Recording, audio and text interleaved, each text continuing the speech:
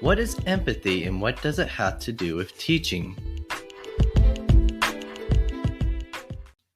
According to Eisenberg and Liu, empathy is an affective response that stems from the apprehension or comprehension of another's emotional state or condition. So basically, empathy is the ability to comprehend on an emotional level what someone else might be feeling. And anytime you have an adult working with children, I think that there's going to be a larger probability that there's going to be empathy on the adult's part because we've all lived through childhood. So we're all going to feel some form of connection to that child.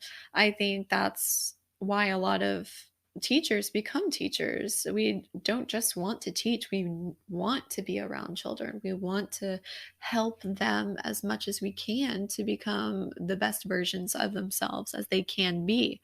So, empathy is truly just the connection of your mind understanding what other people might feel. And I think there's something to be said about the number of teachers who feel empathy strongly.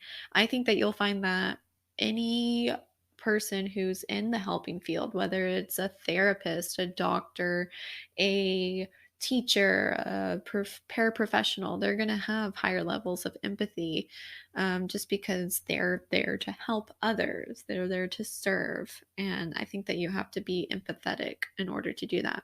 There's actually something called an empath, and it's kind of flimsy science, but I do believe that there are people out there who have higher degrees of empathy than others.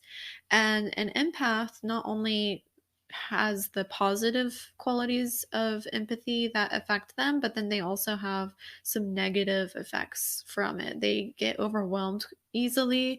Like, I know that I have a strong degree of empathy and I struggle in large crowds because I start to look at all of the people and think about their lives and realize that I'm never going to know each individual.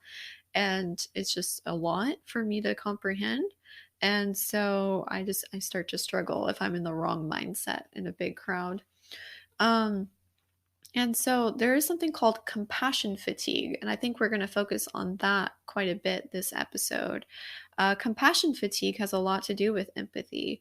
As the name kind of sounds, it's the exhaustion that you start to feel from empathizing so strongly with people who are in hard situations. Doctors get it a lot. You hear about it, especially like if they're working with terminal patients or patients who are in a lot of pain. They start to kind of shield themselves from the empathy. They don't necessarily humanize or try to feel the experience of their patients any longer, because at a certain point, if you feel everything, you will burn out. That is what compassion fatigue is. And I think if you look at the number of teachers who are burning out currently, then you will realize that compassion fatigue is a direct result of working with students with trauma in their backgrounds, or working with students who are coming to us with mental or physical issues that are hurting them. And so that's why you have the teachers who you're like, do you even like kids? They probably loved kids when they first started, and now they're just exhausted. So that's what we're going to talk about today. We're going to talk about the toll that teachers pay for their empathy.